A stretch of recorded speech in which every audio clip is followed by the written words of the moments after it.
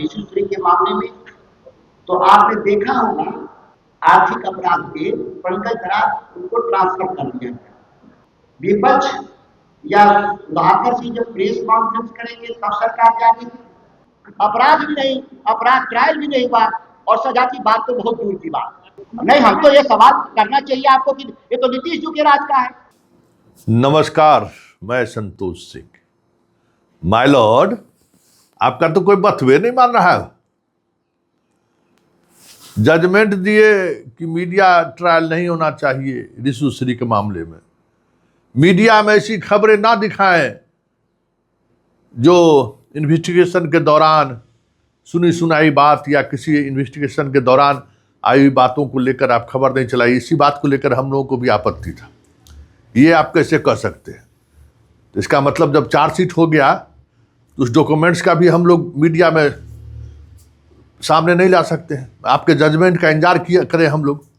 Patna high court के एक विद्वान जज साहब का ये फैसला है, तो हम लोग जानना चाहते हैं कि भाई अगर आप ऋषि श्री मामले में रिपोर्टिंग करने पर रोक लगा दिए हैं, ठीक है, हम लोग तैयार हैं, लेकिन कोई मानने वाला कहाँ मान रहा है? अब देखिए, अभी सुधाकर सिंह प्रेस कॉन्फ्रेंस की, और सुधाकर सिंह उन्हीं बातों को रखा है जो बातें स्पेशल विजिलेंस यूनिट अपने चार्जशीट में या फिर ईडी ने जो हाई कोर्ट में उसके ऋषि श्री के सुनवाई के मामले में जो 273 पेज का जो डॉक्यूमेंट्स दिया है, उसी डॉक्यूमेंट्स के आधार पर अब सुधाकर जी भी प्रेस कॉन्फ्रेंस कर रहे हैं। सांसद हैं, कर दीजिए। अब मानना भाई, जो आप मीडिया पर रोक लगाए हैं, अब मीडिया कैसे खबर चलाएगा? अब जरा आप सुन लीजिए, ये आपका रोक लगा हुआ है। देख लीजिए, बिहार के नहीं, देश के दर्शक भी देख लीजिए कि माननीय माय लॉर्ड ने जो है ऋषि श्री के मामले में मीडिया को खबरों करने से रोका। क्यों रोका और उसका आधार क्या होगा, किस तरीके की चीज़ों का आप इस्तेमाल नहीं कर सकते हैं? तो यहाँ देखिए, ये जो EF जो है इनका जागौर से देखिए, घिरा हुआ है ना, जागौर से देखिए, ठीक है। अब जरा सुधाकर सिंह जो प्रेस कॉन्फ्रेंस किए हैं अभी, जरा सुधाकर सिंह का प्रेस कॉन्फ्रेंस सुन लीजिए। माननीय सांसद है, अब उनके सांसद महोदय का खबर हम लोग क्या चलाएंगे? कहेंगे कि नहीं, कोर्ट हम लोग चलाने मना किए हुए। वो अपने जब सार्वजनिक रूप से प्रेस कॉन्फ्रेंस कर रहे हैं, तो जरा सुन लीजिए। जो ये मना कर रहे थे कि ईडी के डॉक्यूमेंट्स जो अभी लीगल वैलिड उसका कुछ भी नहीं है, अब कैसे हाई कोर्ट उसी डॉक्यूमेंट्स को देखकर ऋषि श्री का FIR केस नहीं किया, जमानत का मामला टला आ रहा है उसी ईडी के रिपोर्ट को, इसको जज साहब नहीं मानते हैं लीगल डॉक्यूमेंट्स। तो जरा सुनिए, सुधाकर सिंह ने जो आज सांसद महोदय कहा है, तो वो भी तो वही बात कहा है जिस बात को हाई कोर्ट ने रोक लगा रखा है। जरा सुनिए क्या कर रहे हैं। 23 तारीख को एक प्रेस कॉन्फ्रेंस मैंने किया, जिसका कार्रवाई आपने देखा होगा कि 24 तारीख को बिहार के आर्थिक अपराध में एक चार्जशीट दाखिल किया, जिसमें ईडी के दिए गए किसी साक्ष्य को आर्थिक अपराध ने मान्यता नहीं दिया। फिर मैंने 29 के प्रेस कॉन्फ्रेंस किया उस बारे में, आनंद किशोर और ऋषि श्री के मामले में। तो आपने देखा होगा कि ठीक उसके 1-2 दिन बाद जो ADG थे आर्थिक अपराध के, पंकज धराज, उनको ट्रांसफर कर दिया गया। तो क्या विपक्ष या सुधाकर सिंह जब प्रेस कॉन्फ्रेंस करेंगे तब सरकार जाएगी?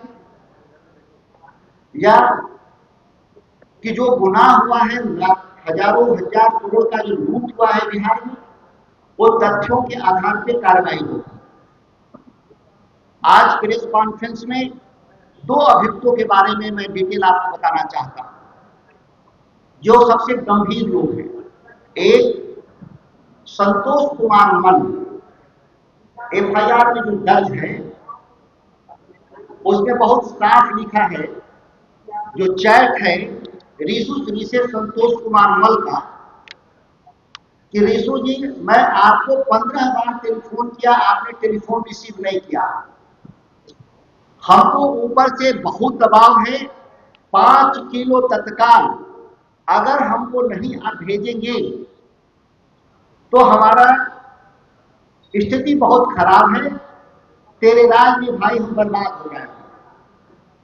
यह गंभीर बात 5 किलो इस राज्य के एक प्रधान सचिव संतोष कुमार मन इस पूरे घोटाले का जो रिशुश्री जो आर्किटेक्ट है, उसे 5 किलो क्या मांग रहे थे,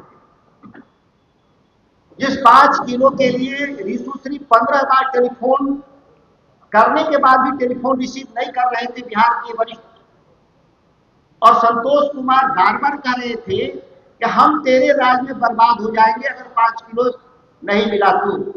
ये 5 किलो क्या था? क्या 5 किलो सोना था या 5 किलो 5 करोड़ था? यह जांच ईडी क्यों नहीं की? ईडी को जब इतना सबूत मिला तो ईडी को संतोष कुमार मल को नोटिस करना चाहिए था और उनसे पूछना चाहिए था कि ये 5 किलो का अर्थ क्या है। दूसरी बात पूछना चाहिए था कि ये 15 बार टेलीफोन क्यों आपने किया रिशुश्री को, और पूछना चाहिए था किसका दबाव है। वो 5 किलो सामान किसके पास पहुंचाना था? वो 5 किलो सोना भी हो सकता है, 5 करोड़ भी हो सकता है, वो किसके पास पहुंचाना था? वो कौन आदमी था? अधिकारी थे कि नेता थे? और ईडी को यह भी पूछना चाहिए था कि अगर वो 5 किलो नहीं पहुंचाएंगे, चावल तो नहीं होगा, आम तो नहीं होगा 5 किलो, वो तो बाजार में कहीं मिलेगा, और जितनी की सैलरी है वो तो 500 रुपए का चीज है, वो तो पहुंचा सकते थे जाकर के खरीद के बाजार से, अगर चावल आम होगा तो। सुन लिए, तब कार्रवाई होनी चाहिए ना, मानना है ना।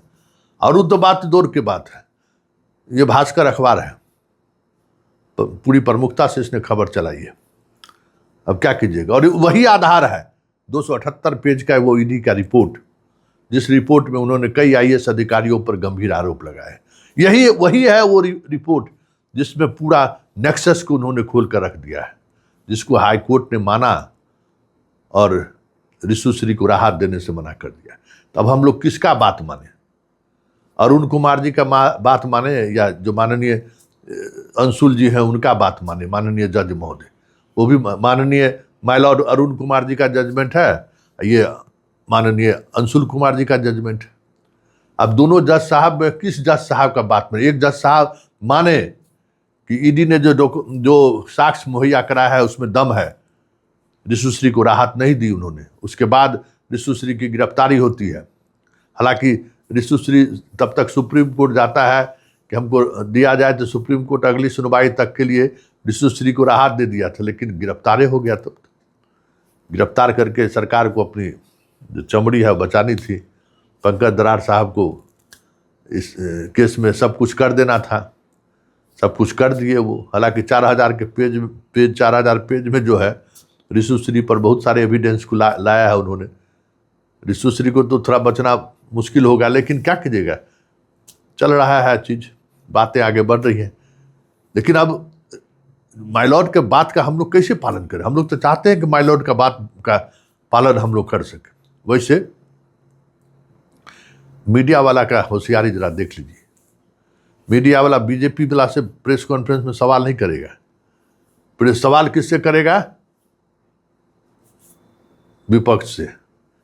तेजस्वी को लेकर क्या सवाल किया है और कितना तरीके से सुधाकर सिंह जी ने जवाब दिया है, जरा वो भी सुन लीजिए, सुनना जरूरी है, क्योंकि तब समझ में आएगा कि रिशुश्री के मामले में भी मीडिया की चुप्पी क्यों थी। चुप। अब जब आज भी देख लीजिए, एक हिंदी अखबार में भास्कर खबर चला रहा है, सारे चैनल पर कुछ दिन खबरें चली, जब गिरफ्तार हुआ, छापामारा हुआ, बात खत्म।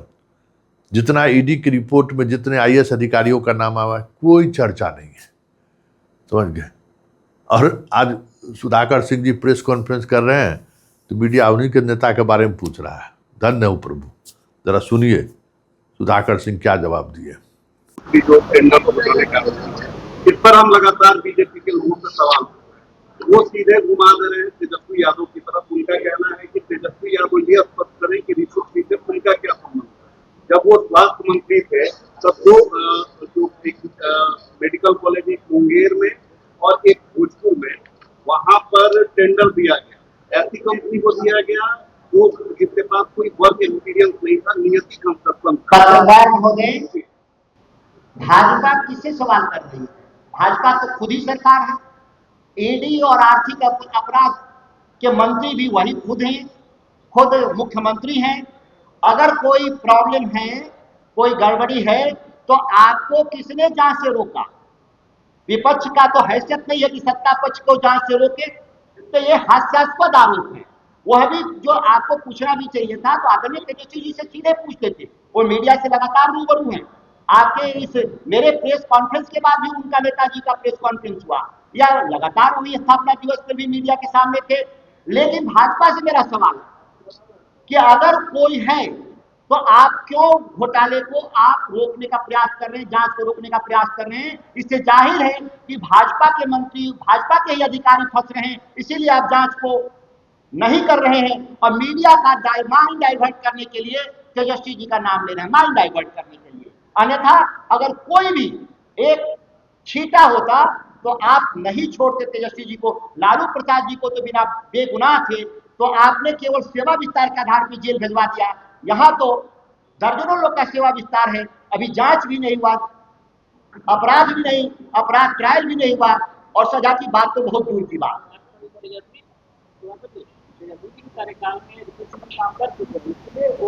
आप तो नीतीश के कार्यकाल की चर्चा ही नहीं करें। मुख्यमंत्री तेजस्वी जी थे कि मुख्यमंत्री नीतीश कुमार थे? नहीं, हम तो ये सवाल करना चाहिए आपको कि ये तो नीतीश जी के राज का है। वही तो बात है ना, करेगी तो बात है कि नौकरी हमने दी जी, मुख्यमंत्री जी को तो करेगी। अगर नौकरी की क्रेडिट में अगर 5 लाख में बेईमानी होगा तो तेजस्वी जी जवाब देंगे। उन्हीं के राज में 5 लाख नौकरियों में कोई घोटाला, पेपर लीक नहीं हुआ था, हम क्रेडिट लेते हैं। अगर उसके 5 लाख की बहाली में कोई गड़बड़ी होगा तो हम क्रेडिट लेने को तैयार हैं। सुन लिए ना। अब इस जवाब के बाद बीजेपी के पास कुछ जवाब है, कार्रवाई करिए ना, जेल भेजिए ना भाई। किसने रोका है? सारी एजेंसी आपकी है। और ये सवाल बीजेपी समर्थित मीडिया को भी आज असहज कर दिया, और बीजेपी तो असहज है ही इस मामले में। जिस तरीके से सिलेंडर बोली है सरकार ने, सिलेंडर, आत्मसमर्पण एकदम कह दीजिए। कम से कम 20 वर्षों के शासनकाल में, लालू के शासनकाल में भी चारा घोटाला हुआ तो सजा हुआ, लेकिन यहाँ तो भाई सिलेंडर पर सिलेंडर किए जा रहे हैं। आईएएस अधिकारी का नाम आते ही सरकार हाँफने लगे। क्या बात।